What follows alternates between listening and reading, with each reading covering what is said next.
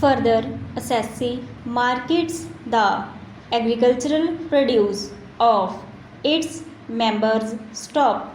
It retains the sale proceeds in many cases stock. It is this retained amount which was payable to its members from whom produce was bought, which was invested in short-term deposits on securities stock. Such an amount which was retained by the assessee society was a liability and it was shown in the balance sheet on the liability side stock.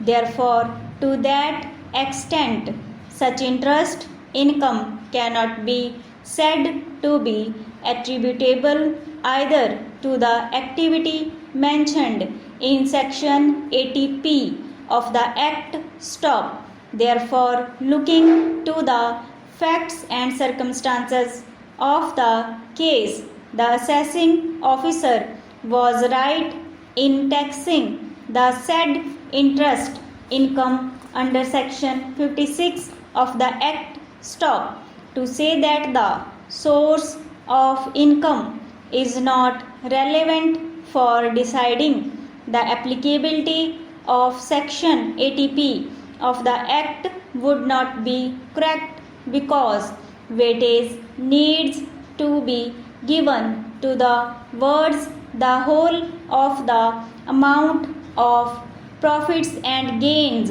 of business attributable to one of the activities specified in section 80p of the Act stop. The words the whole of the amount of profits and gains of business emphasize that the income in respect of which deduction is sought must constitute the operational income and not the other income which accrues to the society stock.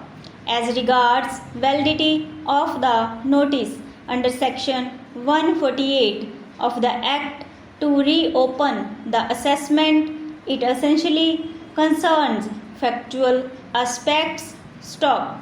The tribunal is the final fact finding authority under the Act stock. It has given a finding of fact that though the written communication of the sanction, which was no prescribed format, was received by the assessing officer on 8th June 2001, but the approval or sanction for reopening the assessment in terms of section 148 of the Act read with section 151 existed even prior to 31st May 2001 stop. There is no reason to interfere with this finding of fact given by the tribunal stop.